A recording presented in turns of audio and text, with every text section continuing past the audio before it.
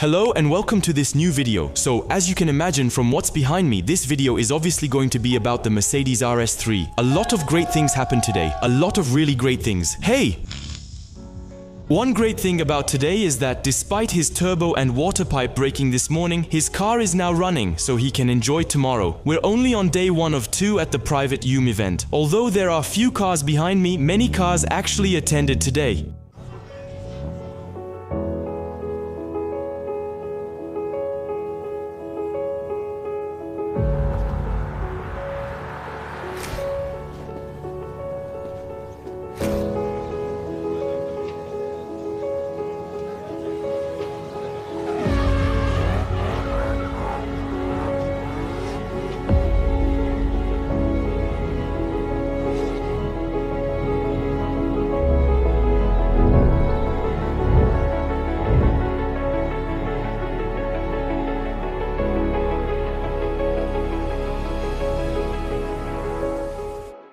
Yes, everything you just saw, all those cars, this track, that crazy atmosphere, and this beautiful sunset, that's the Yume event. The Yume event. I'll tell you a bit more about it later in the video. And what if, right now? Now, I'm sitting next to my dead tires and next to my car. That means I'm back from the weekend, and since all of that is now behind me, well, I can go ahead and tell you about it. And this car here, it comes from my imagination, but it doesn't come out of nowhere. This car is inspired by the Ultra Ace, which I went to in 2024 and then again in 2025. And yes, this event really made me want to, as I've probably already explained to you in other older videos, build my own drift car. I was never interested in that field, but I thought it's really beautiful. They make stunning cars in Poland that we don't see in France. I'll give it a try. In the end, I thought it was so cool that I decided to learn to drift. I did 1 track day, then 2 more, got the car a full paint job and added rotiform wheels. And then it became one of my coolest rides, and I told myself that I really wanted to do something nice, a car to enjoy life with, to share with you at events or even just on the internet, and I feel like I'm really making that happen and it makes me super happy. Basically, the story of this car is that originally it was supposed to be a donor for the engine and transmission. For the Peugeot 505, which I'm working on with an OM606, this one is the 605, it's slightly less powerful, slightly lighter, and then,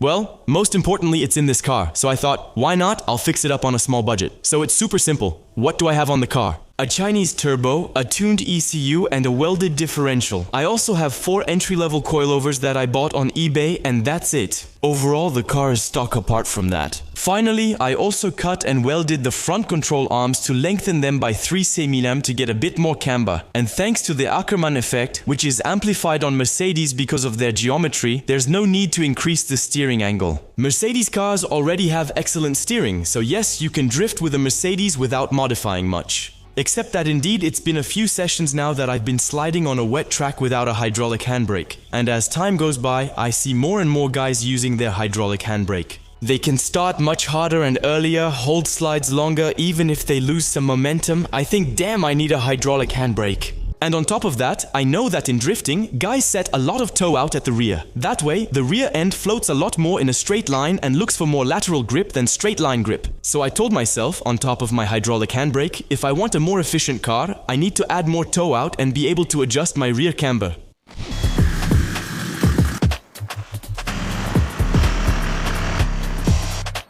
Now that I've changed and the car is on the lift, what do I need to do? First, a quick check over. Why? Because it's been about 6 months since I last drove the car, and in less than a month I'll be like bois-da-da-da-dum. So I need to take care of it a bit. We're going to install a hydraulic handbrake, so we'll add a second brake caliper to my rear brakes, and we're adding adjustable control arms in the back to add camber and adjust the caster.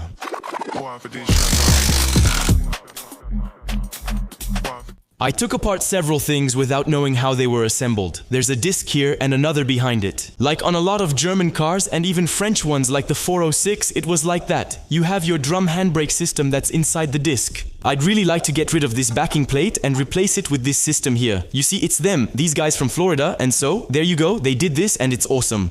You see, it's laser cut with 2 welded nuts, that's it. The big problem is that actually, you have to take off the spindle. And as you can see here, it's much clearer than on my car. You have to remove 1, 2, 3, 4 control arms and a suspension arm just to be able to take out the hub. I think I don't have a choice now that I'm at this point. I think I don't have a choice. Here, Anthony is talking way too much when what we want is to see him struggle. He's just saying that he forced it like crazy and cut a suspension arm to get the hub carrier out. Let's get this hub out quickly with some music.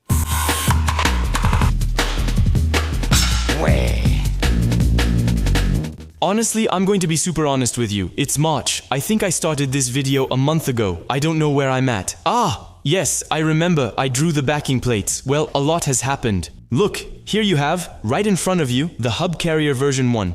Basically, I drew it to make it look like this thing. Using just a photo, it doesn't work. The holes don't line up. Blah blah, version 2 was useless for finding the right center distance for our original caliper. And the idea is to duplicate these two holes to make them line up. That's what I did on version 3. Screw here, screw there, original caliper, secondary caliper. Version 4, the holes line up perfectly. Final version in laser cut steel. Here, on this side, we'll have our original caliper that will be mounted. And here I'm going to weld 2 nuts under my steel plate to have my second caliper go there. Well, so now it's been weeks since I last filmed the Mercedes, but look, I was already able to change 2 arms. You see, I replaced them with silver project arms. Why? Well, you see, actually they're simply adjustable. I can lengthen and shorten them as I want. That's excellent because it will allow me to adjust this one. What's that? The toe angle and this one, the camber, it's simple. This one then. Actually, I set both of them back to their original settings and at least now I have a bit of margin. That's really cool. The goal is to have a real chassis, real handling. I was at Sandra's mother handling CFG. That would be so much easier. So, what did I do? The modified knuckle here, welded nut, which means now I can take a caliper and screw it in here. It's time for the test.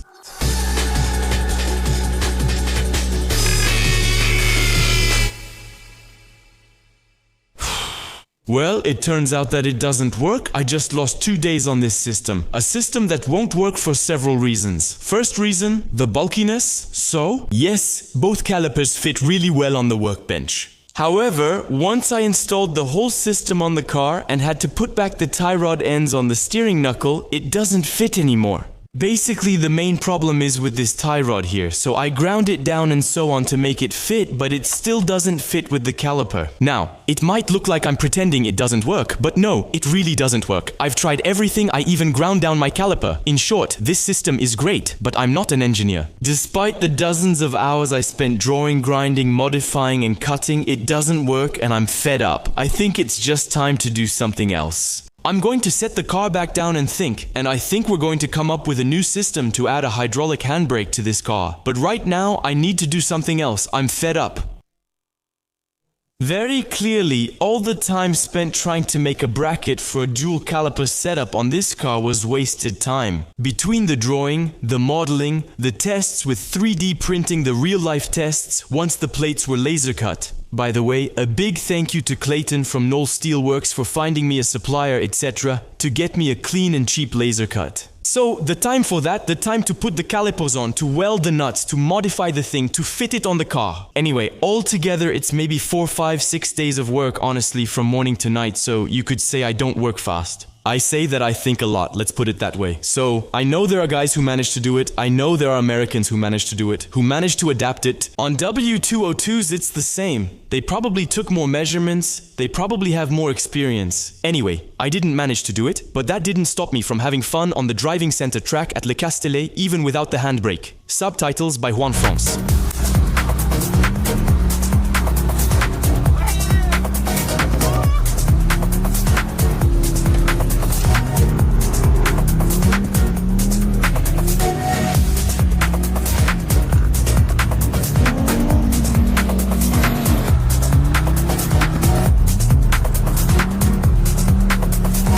Subtitles, Juan France. By the way, that day at Le Castellet, I didn't film much, and when I arrived, I told myself, today I'm going to socialize, and I'm really super happy that I did. Because thanks to this mentality, thanks to this philosophy, I was able to meet some really cool people. I know they'll recognize themselves in this video, but I still want to give a big shout out to Milan, who's very skilled.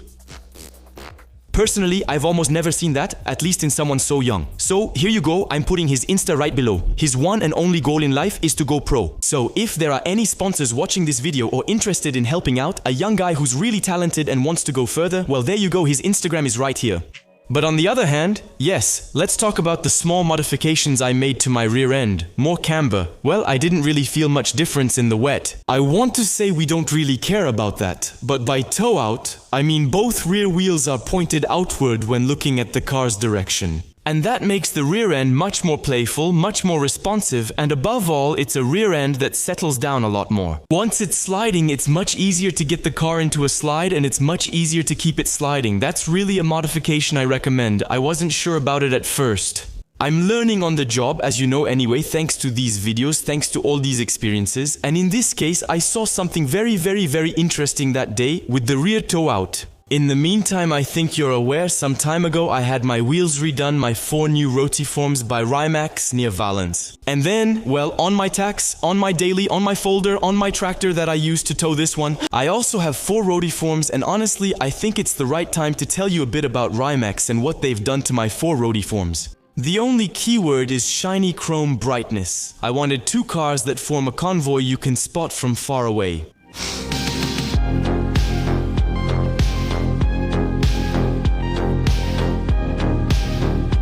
We're meeting in the workshop. I'm here with Ben.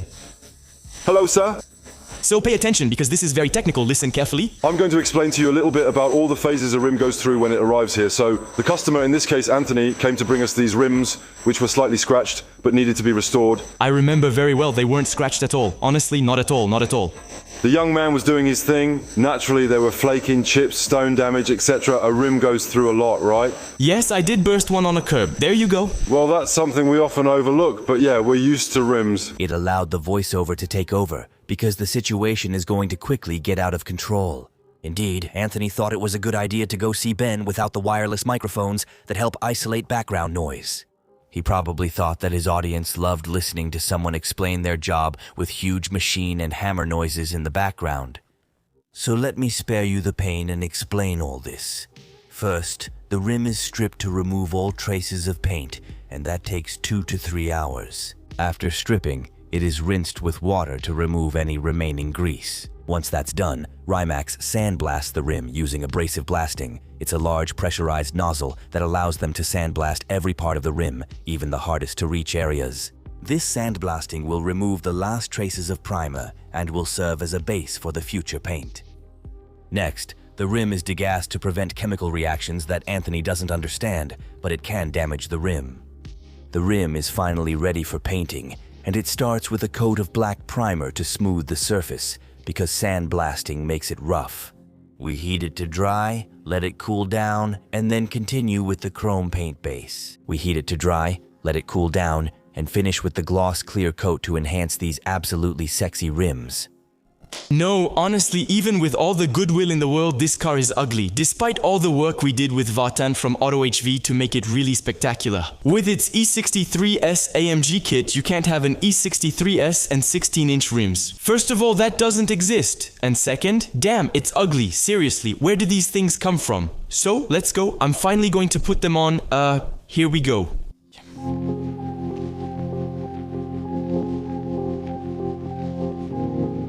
Alright, so for everyone who doesn't have the context, here's the context. Oh yes!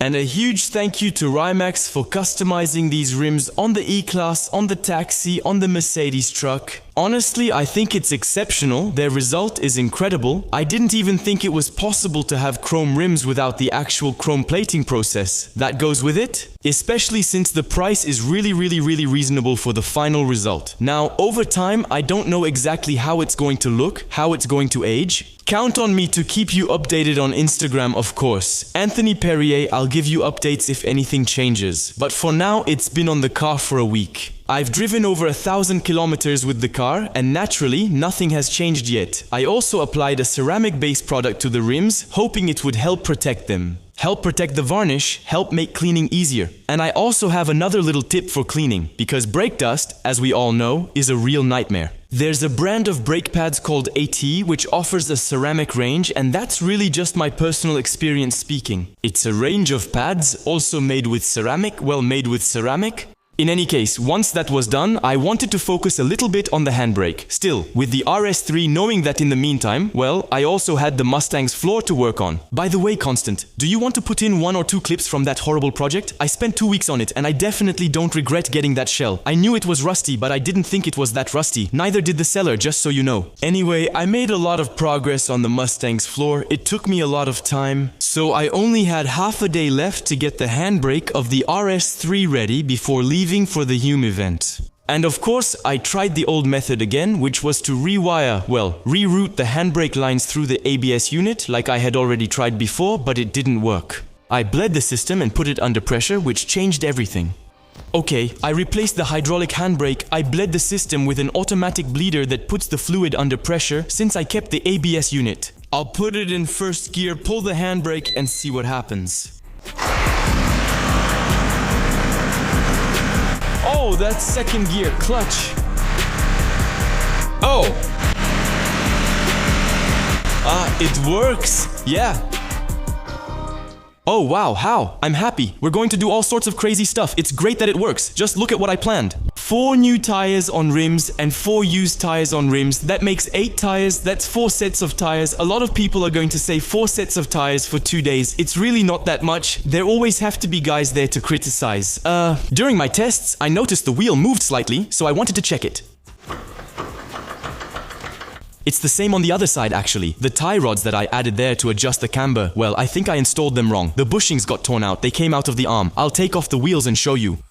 Well, there you go, that's the problem. Actually, the polyurethane bushing is supposed to be in 2 parts, and the outer part came off. I guess it got torn off or something, I don't really know. I think a large washer should hold the bushing here, but I didn't have one, so I'm not sure what to do. Still, we drove like this and nothing came off. That means, technically, you can drive with fewer tie rods. But it's true that at the end of the track day the other day, I was like, this feels really weird. There's way more camber than usual. Oh yeah, no wonder there's more camber than usual. Well look, Anthony found this in the garage. What is this? That was a small washer on a shock absorber stop. I drilled it larger for the bolt to fit through, so this is the result. This is just temporary. We'll order a polyurethane bushing to press in later. And I do think we'll need to find a little washer or something like that, but for now this will definitely get us through the weekend without any problem.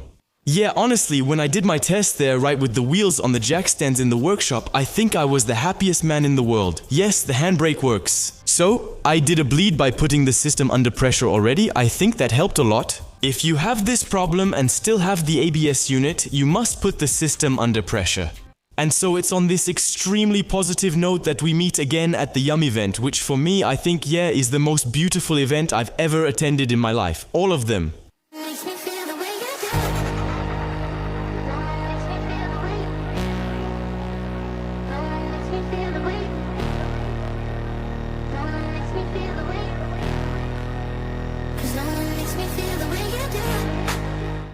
Indeed, as you just saw, we are currently at the Karting du Roussillon at the foot of the Pyrenees next to Perpignan. The 2 wagons, I think they look impressive. I'm super happy. Thank you to everyone, to all, to everyone, to all.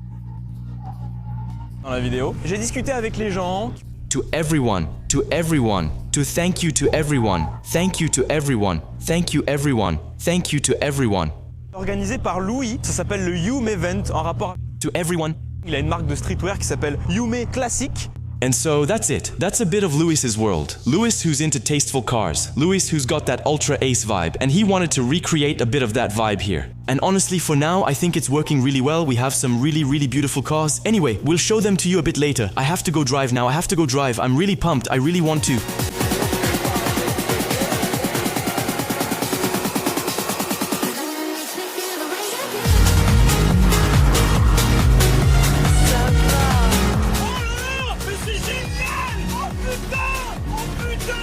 So good, I was worried I'd mess up the slide, but actually...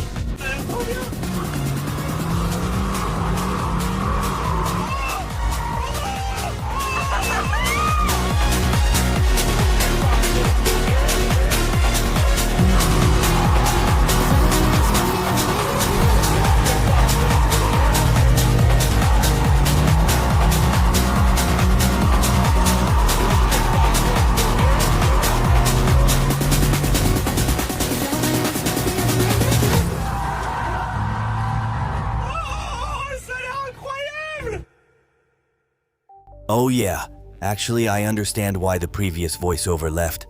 Now it's the editor who's filming and he also forgets to turn off the slow motion to film Anthony's debrief. Anyway, you're not missing much. He's just saying it's incredible.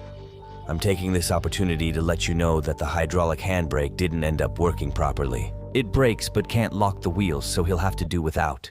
Alright, come take a look. What happened here? We must have done at least 6 laps.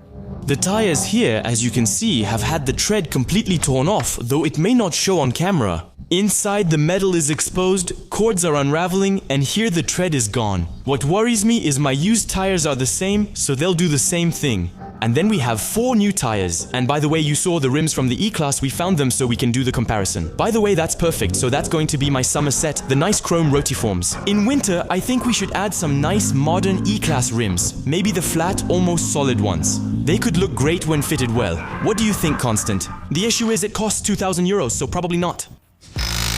So that's the downside of dry roads, especially with camber. It wears out the inside of the tire down to the metal, while the outside still has lots of rubber. Ooh!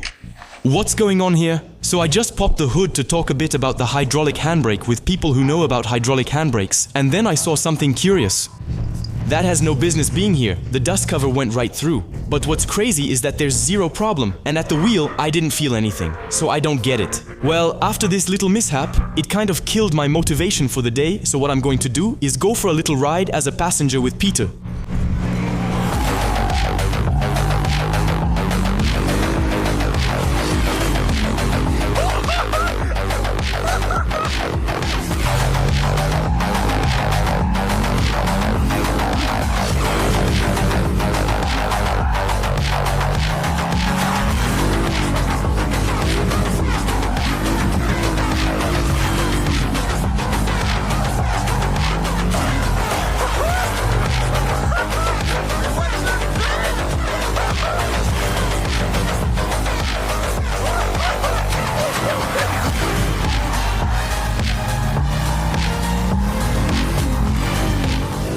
WTF?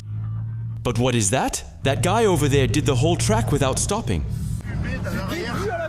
The torque this thing has, man. In 3rd gear there at 12 km/h whoop.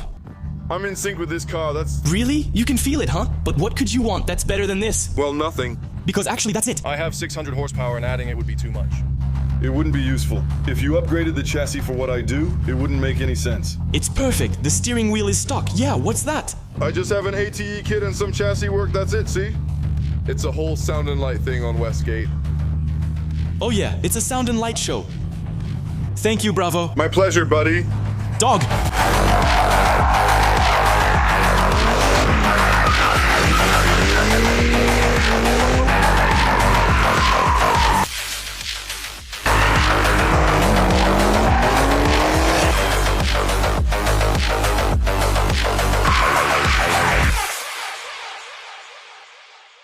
Well, we ate well. The session Oh wow, start again. We found a solution to our problem. If the problem is really what we thought it was, we found a solution. Actually, it's pretty simple. We're going to weld the shock absorber.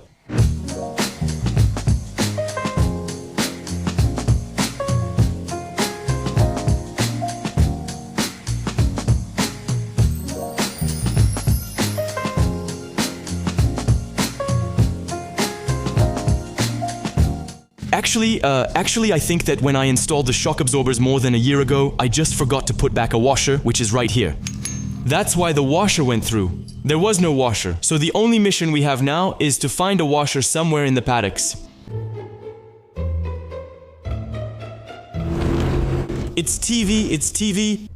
Sorry to bother you. I'm looking for a washer. Wait, which car is it for again? The pink Mercedes. Ah, okay, that's fine. If you had said a BMW, I would have said a BMW. Actually, it had all gone right through. I thought something broke, but I just assembled it wrong a year ago and forgot a washer. You don't have one? You don't have a circular thing with a hole in the middle? I have one, but it won't help you. Ah, damn. I don't think so. Well, that's too bad. Thanks anyway. And enjoy your meal. What? Thank you.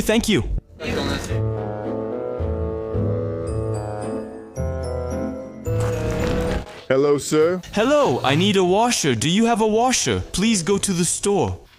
Lord God, we have some thick ones, really thick already, a bit strange, but it's okay, it's big now, we need more, we need less, well, more. Yes, but I have one like that.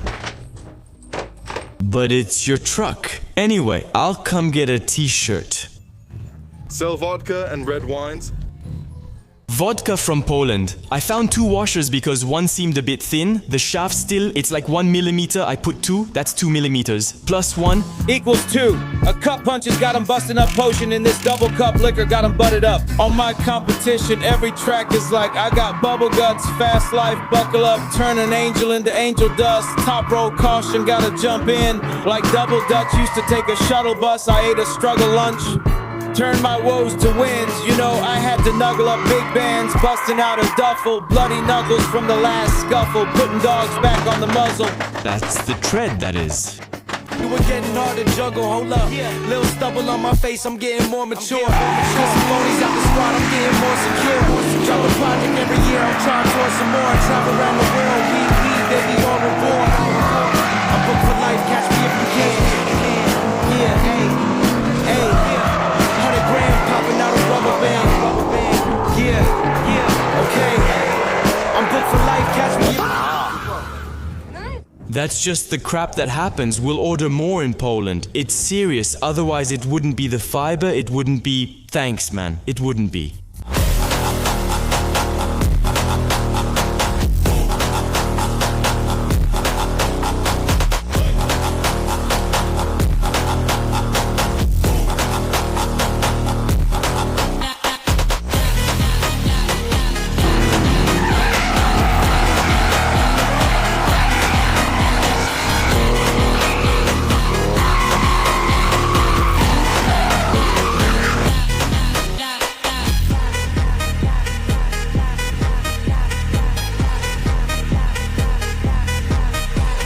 No more turbo pressure. I'm annoyed and can't find the cause. I checked everything. No boost leak and the map sensor is connected. My diagnosis is done, so it's fine for now since it's really late. It ends in 7 minutes, so we weren't going to drive again anyway. But for tomorrow, I want it fixed because I was really proud of myself on those last runs. I'll investigate.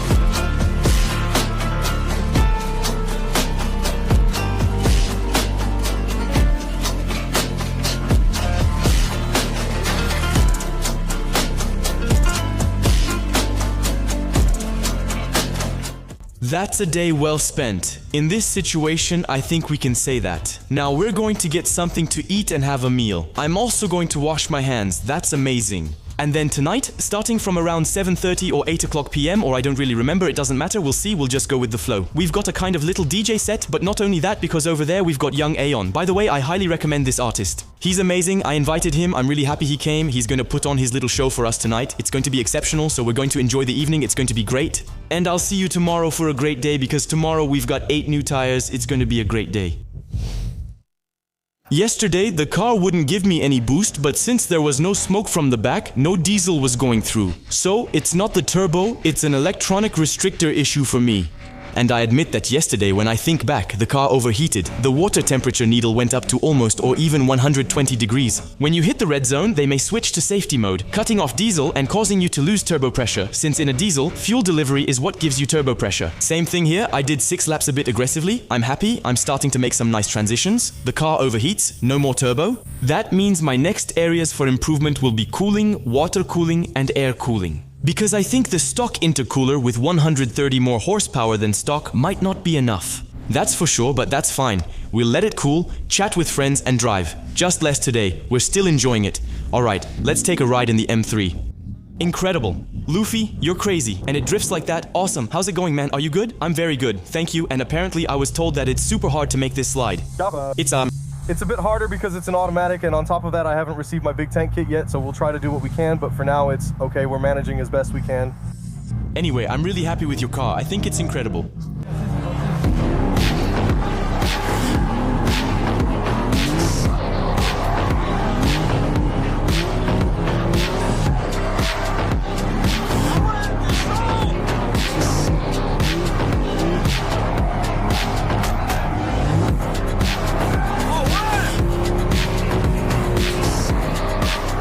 Yeah, but honestly, there's a lot of power. Wait, didn't you say it was your first time? C'est ma première fois en drift et en plus je commence à écraser beaucoup de choses.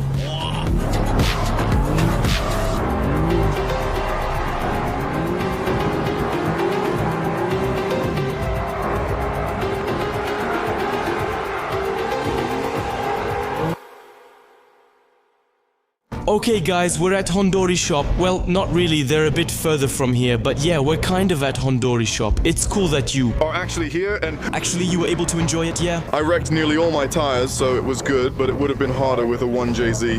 2JZ, yeah, GS300, has this car already been to Poland? It's Polish, yeah. Look, you have all the stickers from that one, UFDE, Shatsu, X-Dynamite, Turbo Killer 3 times, and I don't remember, and a bunch more. Mamo motor tas turbo. Shading, it's shading. That messed up thing behind the engine, kaput thing. Problem? I served vodka. Gentlemen, Polish vodka with quince. So, what does cheers mean in Polish? Are you drinking a little? Cheers. So, there. We're dealing with a 100% local product made from alcohol and quince. So it's simply vodka with a bit of quince. Quince is a little known fruit, I think. I've never eaten quince in my life. If you've ever eaten quince in your life, leave a comment and write quince. Damn, honestly, Peter is always there when you need him. Look, seriously, no, but seriously. Yeah, I'm popping in. But I just got ripped off 30 bucks on the t-shirt. To keep the video from lasting, 8 hours this friendly exchange with the guys from Ondori Shop will be cut. Drink responsibly and go to ondorishop.com. They sell body kits, not vodka originally. And they sell quality and they sell...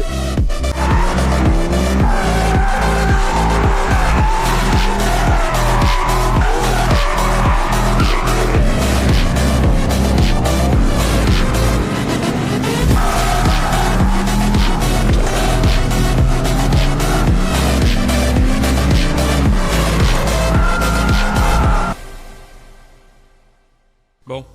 Alright, let's get back to this weekend with its share of problems, its share of really cool things, and its share of things that were a lot less cool. So what should we start with? The negative points? Let's actually start with the negative points. Alright, so obviously the real first negative point we're going to bring up isn't that. Obviously. It's about my rear braking. So we have a handbrake that works when the car is lifted. It locks the wheels when I pull it, and when I'm driving, once the brakes are hot, the car still slows down when I pull the lever. So something is happening, but it must be lacking bite. For me, the bleeding is good, because from the ABS unit to the rear wheels, we have a single circuit. If the bleeding wasn't good, the pedal feel would be bad. On the other hand, I can lock the car's brakes with the pedal. The front brakes, of course. I can brake and have a normal pedal feel, so the bleeding is good. For me, the problem comes from the fact that the car's rear braking is way too small. When I really look at the center, you can barely see the discs. We're really dealing with braking that's, in my opinion, too small, with pads that aren't aggressive enough. Here, on the car, we have fixed calipers with 2 pistons at the rear, which is good on paper, but I think that since there are 2 pistons, it might require more pressure.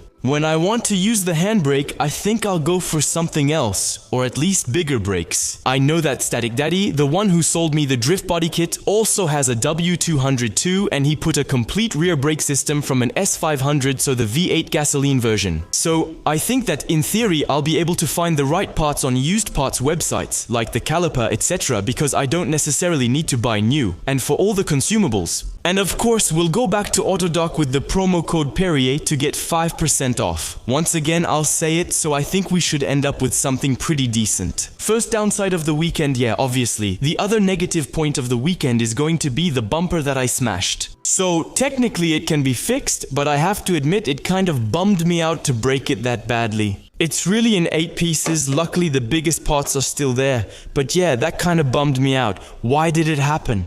But basically, I hit 2 tires that were on the side of the track and that broke a zip tie holding the bumper. The bumper came off, went under the car, and I had to drive back to the paddock with it stuck underneath. That's why it broke. And that's why there's this huge hole at the front on the side of the bumper. The real problem isn't so much that I hit the bumper because, well, that's happened to me several times before. The real problem is these fasteners. You see these little mounting points that I attach to the bumper and to the body. Normally they're connected with an elastic band that's supposed to be pretty stiff, pretty strong. The elastic kept breaking, so the bumper kept coming off and sliding. I used zip ties, but they're fragile and not the best way to fasten it. So now I'm really facing a dilemma. Should I use a rigid fastener? Should I use a more flexible one, or what? That's the real question. What's the right compromise? I'm asking you.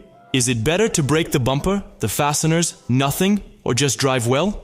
Maybe, but that won't happen right away. But anyway, so this bumper, I'll fix it when I have time, and I've already ordered another one directly from Static Daddy in Poland. My friends from Ondry Shop, who are based in Poland and returning to France soon, will bring it over. We had a great weekend together. I'm taking advantage since they're my buddies. The garage looks totally different now. Don't worry, it's just a continuity error. Pretend you didn't see it. Huge shout out to the Yume Classic team. Who, by the way, originally make clothes. Yeah, clothes, just like this little overshirt that I love, which really feels summery. And also, what does it represent? So, I'm gonna give them a huge shout out for organizing it, because honestly, it was their very first event. A big thank you to all their sponsors. A big thank you to all the volunteers. A big thank you to everyone who was there and made this thing possible. It just goes to show that a group of friends who love drifting, who love nice cars, you put them together and tell them, here's a track, and they don't necessarily mess things up. Sometimes they even do some excellent stuff. Sponsors made it possible to give out prizes during the event, which concluded with an award ceremony at the end of the weekend.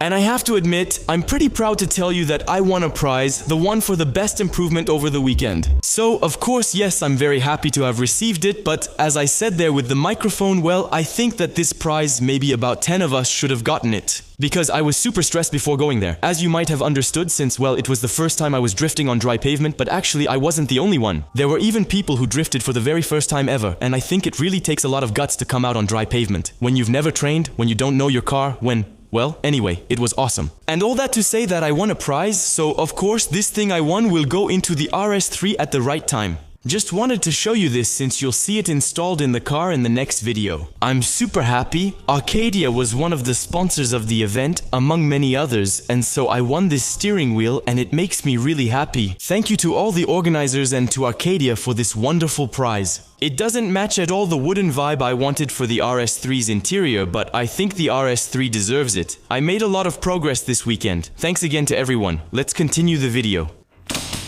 So yes, of course the weekend could have gone better in a lot of ways, but I feel really happy about it. I met some great people. Yes, this entire video revolves around the Yume event. That was absolutely intentional. It was definitely my top priority event of the year. I wanted to have fun at the Yume event. I was really afraid I wouldn't enjoy it because I didn't have a hydraulic handbrake, but that wasn't the case. Of course it didn't work, but I still loved it. It was still amazing. That doesn't stop you from drifting the entire track without stopping. You can do manji on the straight by constantly steering and braking, no hydraulic handbrake needed. But still, there's definitely some potential for this car to evolve. If you're interested in seeing it develop, let me know in the comments. The goal for this car is to be lively and useful, as I mentioned earlier, for meeting you at events, for driving and for learning. That's the whole purpose of this car and what I'm doing with it, and I'm really happy about it. So the goal is definitely to keep developing it based on what I learn and also on your advice. So I'm really very proud of this car. I'm also very proud of the Yume event organization, who put together an absolutely amazing event. Super free, super clean, super classy. Really beautiful cars, really nice people, an amazing atmosphere. Anyway, a huge thank you to my friends who organized Yume event, a huge thank you to my sponsors, and a huge thank you to those who came with me. Young Antoine who came with us, young Aeon and his friend Alexis, who also joined us, of course my girlfriend, and other friends who met us there. Anyway, it was amazing. And of course, a big thank you to Constant. No, I haven't forgotten you who was there with us this weekend. It was so great to see each other and just enjoy our weekend all together.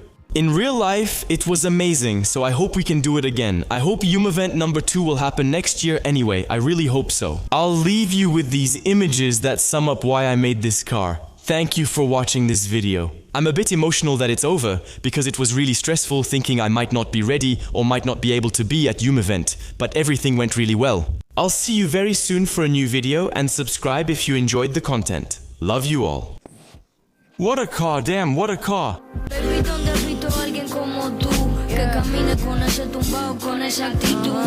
Dime dónde venden en la tienda a alguien como tú, pa' que entiendas el nivel de tu altitud. Ey, dame el punto exacto de tu latitud, que no tenemos chance en la corte, ni un pasaporte pa' después de la muerte. Así que fúgate con tu folklore.